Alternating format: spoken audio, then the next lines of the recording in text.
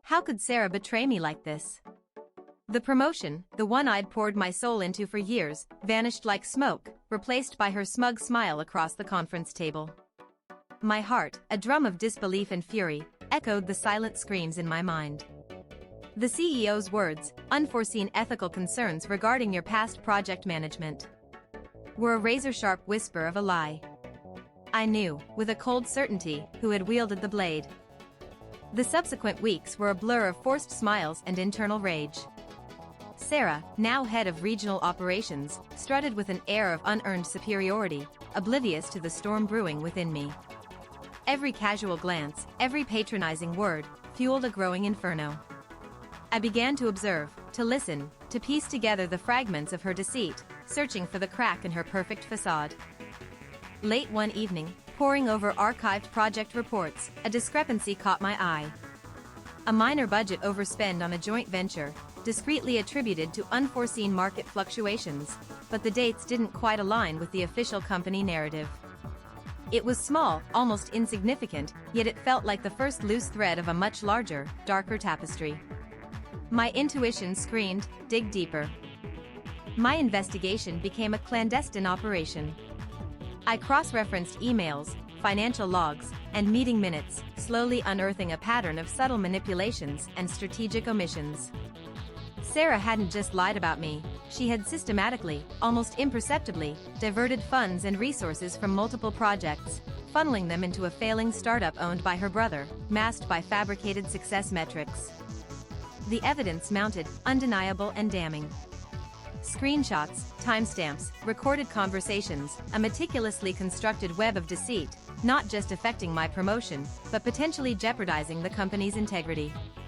The initial hurt transformed into a cold, calculated resolve. This wasn't just about revenge, it was about justice, about exposing the rot at the core. I decided against direct confrontation. Sarah was too cunning, too well-connected.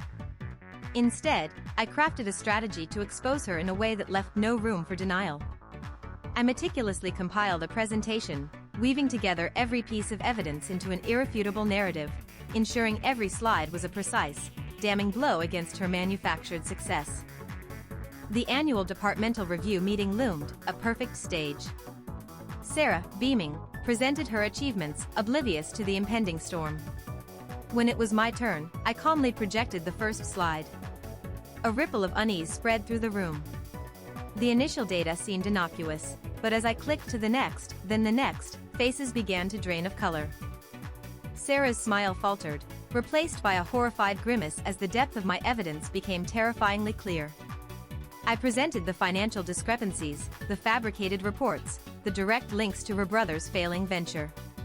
Each revelation was a nail in her coffin, hammering home the undeniable truth of her treachery. Gasps filled the room, murmurs turned into outright whispers.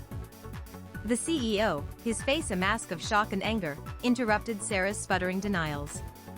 He called for an immediate internal audit, his eyes fixed on Sarah, a silent judgment hanging heavy in the air. Her carefully constructed world crumbled before her, a public humiliation far worse than any private reprimand. The silence that followed was deafening, punctuated only by my steady breathing. Weeks later, Sarah was gone, her career in ruins, facing legal repercussions. I didn't revel in her downfall, there was no triumph, only a quiet sense of closure. The promotion was offered to me again, but this time, it felt truly earned. As I sat in my new office, looking out at the city, I realized revenge wasn't about bitterness, but about reclaiming what was unjustly taken. My journey had come full circle,